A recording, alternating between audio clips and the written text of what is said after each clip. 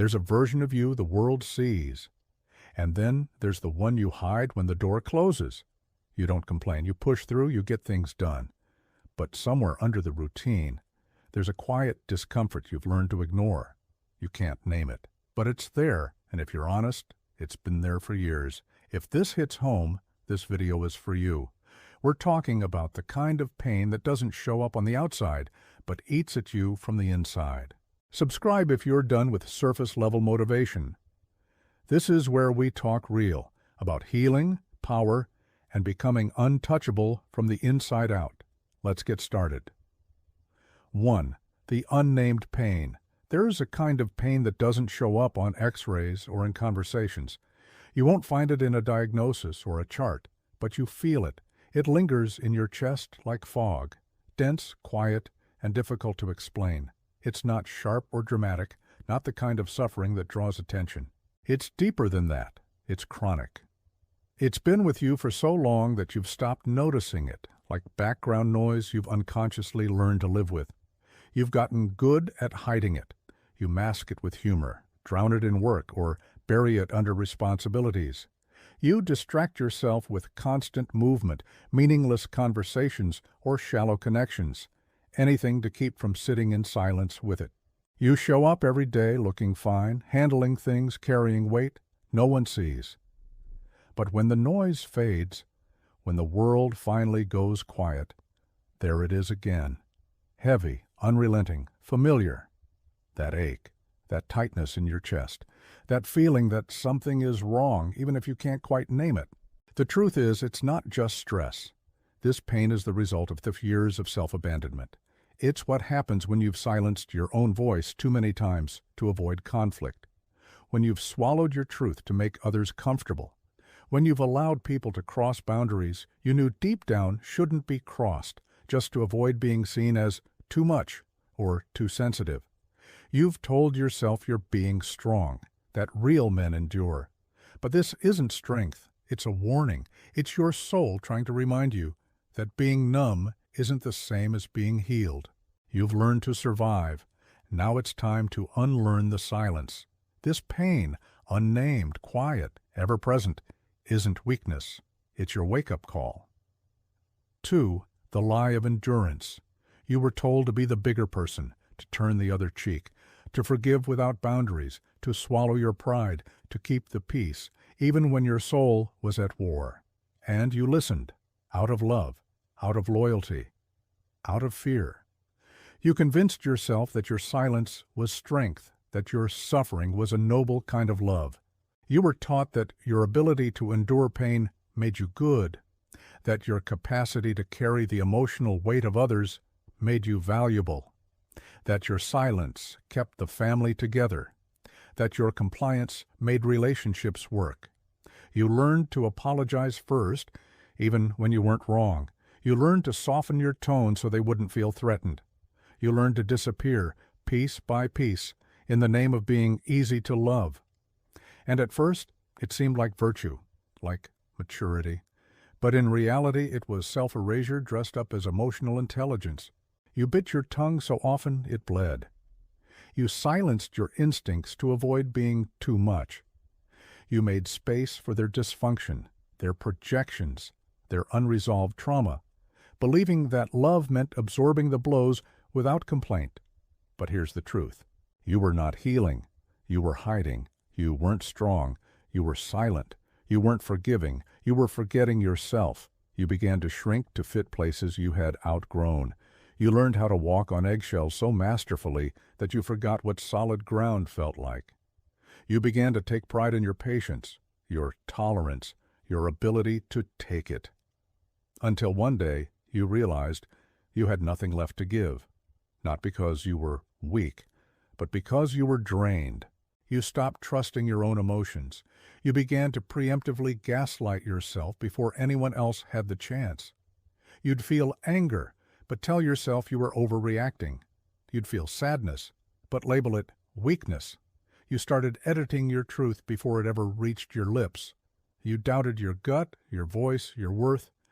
You were trained to believe that love always costs something, and that the price was you. But let me remind you That whisper inside of you, the one that says, "This doesn't feel right," that's not an overreaction. That's not weakness. That's your intuition. That's your boundary. That's your inner truth fighting for air. You've ignored that voice for too long. You were praised for your selflessness while you slowly disappeared, but that ends now. You don't have to set yourself on fire to keep others warm. You don't have to suffer to prove you're worthy of love. You don't have to endure what hurts just to avoid being alone. Endurance without healing isn't strength, it's survival. And you were meant for more than survival. You were meant to live, fully, honestly, loudly. This is not the end of your story. This is the chapter where you stop mistaking endurance for love and start reclaiming your power. Because the strongest thing you'll ever do is stop playing small and start honoring your own voice. 3. The subtle poison of normalized behaviors. Pain doesn't always announce itself. It doesn't always arrive with screaming or shattering glass. Sometimes it's quiet, insidious. It's the sigh you swallow when you're interrupted mid-sentence. The casual eye roll that tells you your voice doesn't matter. The jokes at your expense that you're expected to laugh at or risk being called too sensitive. It's the small humiliations you've learned to excuse in the name of keeping the peace. This is how we start dying slowly. Through tiny compromises, we convince ourselves are no big deal. You make room for their chaos. You absorb their bad moods. You rationalize their unreliability. That's just how they are. They don't mean it. It's not worth the argument. And just like that, disrespect becomes routine. Dismissal becomes expected. Pain becomes background noise. You begin to mistake dysfunction for normalcy. You become fluent in self-abandonment. You smile through discomfort. You minimize your own needs. You adapt to shrinking spaces that were never meant to hold you. And the worst part? No one notices, because you've become so good at pretending everything is fine. But what you normalize becomes your standard. And what you tolerate, you end up teaching others is acceptable. Over time, this slow erosion changes you, not all at once, but inch by inch. You wake up one day and realize you've been living on autopilot. Your laughter doesn't reach your eyes. Your boundaries have become blurred. You can't remember the last time you felt safe being fully yourself. You've built your identity around managing others, their moods, their expectations, their comfort. You anticipate their reactions before they happen. You soothe their egos before they're bruised. You show up even when you're empty, because that's who you've always been. The steady one, the fixer, the forgiver. But here's the hard truth. You were never meant to sacrifice your soul for someone else's convenience. You were never meant to shrink just so others could feel tall. You were never meant to carry the emotional weight of people who refuse to carry themselves. So ask yourself, who's showing up for you the way you show up for them? Who's protecting your peace the way you protect theirs? And if the answer is no one, then it's time to rewrite the rules. You don't have to keep normalizing what's slowly killing your spirit. Because peace isn't the absence of conflict. Peace is the presence of respect, of truth, of boundaries honored, and needs met. You are not too sensitive. You are not too much. You are simply awakening to what you've been taught to endure. And that awakening? That's the beginning of freedom. 4. The cycle of emotional abuse. It starts subtly, like a whisper in the dark. It's disguised as care, wrapped in the promise of protection. I'm only doing this because I care about you, they say. And in those words, you find yourself drawn in because you want to believe them. You want to believe that love means bending, adjusting, and compromising. So you start to change, thinking it's for the best, thinking it's for them. You begin to overthink every word you say, every gesture you make, analyzing whether it will upset them or make them happy. At first, it feels like a game, small adjustments here and there, a little bending to fit their needs. But over time, you lose yourself. The cracks in your foundation start to widen. Then comes the ridicule. It's hidden behind a mask of teasing or joking around, but the truth is far darker. They laugh at your insecurities, and somehow You end up laughing with them. You laugh to hide the hurt, because you don't want them to see how much their words wound you. But each time you laugh, a little part of you shrinks. That's when the gaslighting begins. Gaslighting is a subtle form of manipulation that makes you question everything: your thoughts, your memories, your emotions, and even your sanity. They tell you that you're imagining things. You're just overreacting. It didn't happen the way you remember it.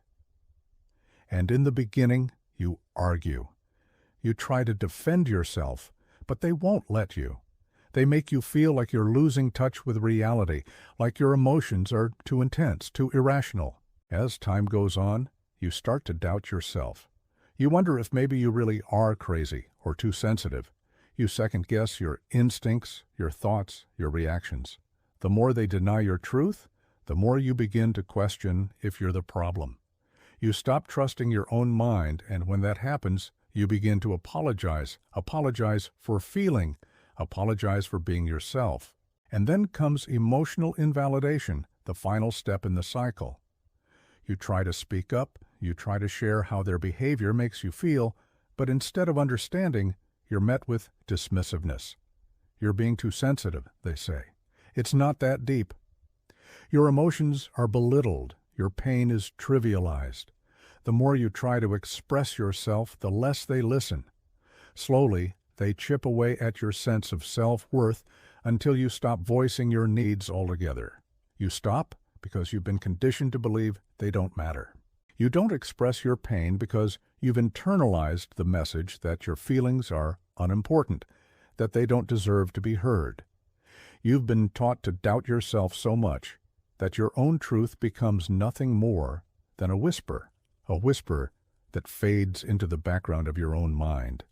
The damage is invisible, but it's there, buried deep within your soul. It's the kind of wound that doesn't show on the surface, but cuts you down to your core. 5. The violence of contempt and silence. Contempt doesn't always look like shouting.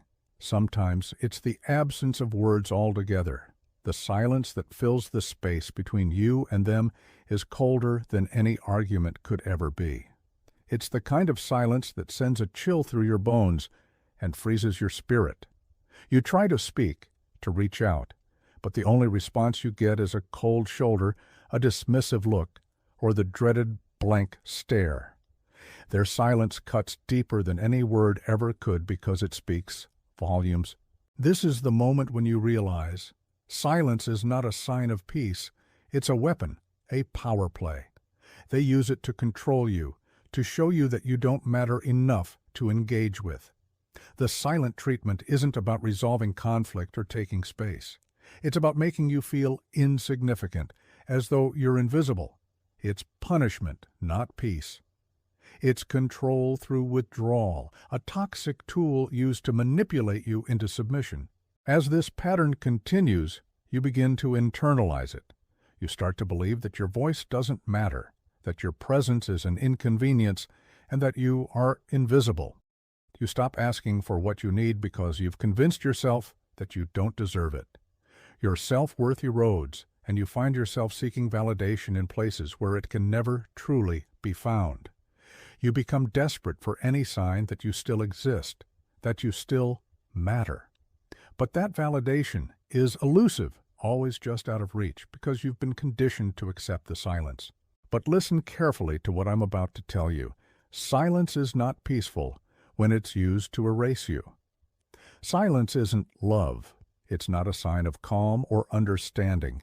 It's a form of violence, a way to show you that you don't deserve to be seen, heard, or valued. You deserve to be heard. You deserve to exist without having to beg for attention. Your voice matters, even when they try to silence it. Your needs matter, even when they dismiss them. You deserve connection, understanding, and respect, not just silence and contempt. Never forget that you are worthy of being seen. You are worthy of being loved and respected. Don't let anyone's silence or disregard make you believe otherwise. Your presence matters. Your feelings matter. You matter. 6. The hidden danger. You become what you tolerate. There's a deeply unsettling truth that many of us have experienced, but few acknowledge. What you tolerate, you eventually become. It starts innocently enough. You think you can handle the chaos. You tell yourself it's not that bad, that it's just temporary, that maybe if you stick it out, things will get better. But the reality is far more insidious. The longer you stay in the storm, the more you become one with it. When you endure unhealthy behavior without setting boundaries, you start to internalize it. What once felt like an assault on your peace becomes the norm. What was once considered a red flag turns into an accepted part of your life. You start to adapt, to justify, to rationalize. The chaos becomes your comfort zone. You begin to call it peace, simply because it's all you know. When boundaries are violated long enough, they lose their meaning. The very thing that protects you from harm, your ability to say no, or this isn't okay, becomes distorted. You start to see those boundaries as selfish. You begin to question why you should even have them in the first place. After all, isn't love supposed to be about compromise, about giving? But here's the lie. Love is not sacrifice at the expense of yourself. In your attempt to survive, you start to mimic the behavior you once suffered. The same emotional shutdowns, the same defensiveness, the same inability to trust.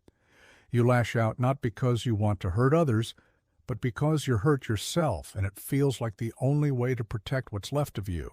You stop trusting love because every time you've opened yourself to it, you've been met with manipulation, control, or abandonment. You think you're protecting yourself, but in reality, you're repeating the very same pattern that once broke you. You find yourself emotionally unavailable, distant, perhaps even numb. You act out, not because you've lost the capacity to love, but because you've learned to guard it like a fragile treasure that can be stolen at any moment. And before you know it, you start treating others in the same way you were treated, either because it feels familiar or because you don't know how else to be. The cycle repeats, but it doesn't have to. You have the power to stop it, to break the chains that bind you. This is your warning. If you don't heal the wounds that were inflicted upon you, you'll unintentionally pass them on. The danger isn't just in the pain you've endured, but in what you risk becoming if you don't confront it. If you don't heal, you will bleed on those who never cut you.